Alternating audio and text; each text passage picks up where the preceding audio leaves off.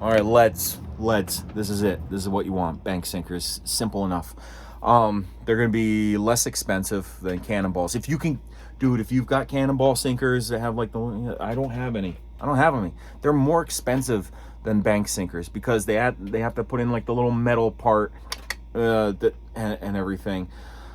A 10-ounce cannonball sinker is going to like drop just as well as this bank sinker, but it's going to be less likely to hang up. A bank sinker like this that is not smushed flat, okay, so this one's a rounded one, will bounce along the bottom well enough. We're going to lose some of these. That's fine. All right, so you're going to stock up with these. How many? Well, you're going out on a fishing trip and you're taking a friend. Your friend's going to lose some weights, all right? So I'd say bring at least 3 for you and 3 for them of each size. So where do you start with sizes? So I'm fishing Long Island Sound waters with some good sized currents that are 40 feet deep to 80, 120 feet deep.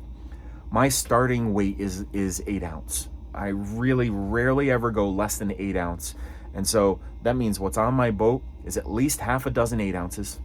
Then jumping up sometimes a few 10s, but you tend to make bigger jumps. So I'm jumping to 14s.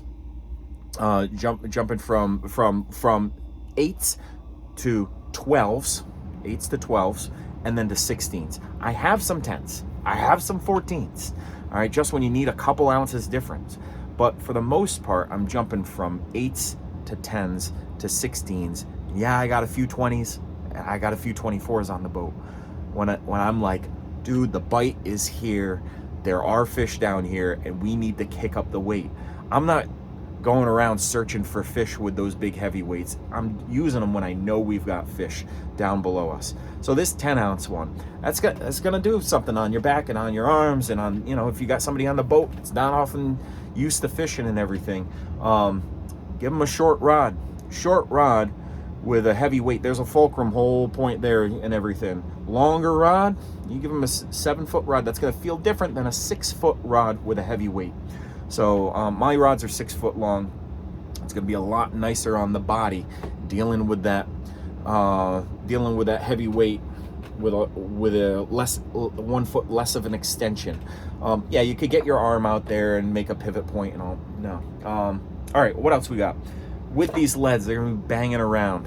All right, so utilize the cup holders in your boats, the spots in your boats that when you're resetting your drift, you can set these leads in the cup holders, still keeping them rigged onto your rod, but they're not swinging and bouncing around. That's where you're gonna get in trouble. But yeah, you're gonna need some lead. I didn't know this. I had a friend who fished South Shore of Long Island Sound, sandy bottoms, not getting hung up as much, didn't deal with as much currents as we're dealing, or the depths that we're dealing with in Long Island Sound. These rocky reefs and everything, and 10 ounces feels like a lot to him, but it feels right at home for me. Yeah. All right, so that's just a quick talk on leads. My God, find yourself a lead guy. All right, I got myself a lead guy. Love them. Once a winter, bring them a stack of cash. Load up on leads for the season. Sometimes in between the season, I've lost some. Especially bringing friends out on the boat and family members and stuff. People don't fish often, and we're going to lose some rigs. It's just the way it is. All right, we're going to jump to some videos, learning how to tie some of these rigs. Take care.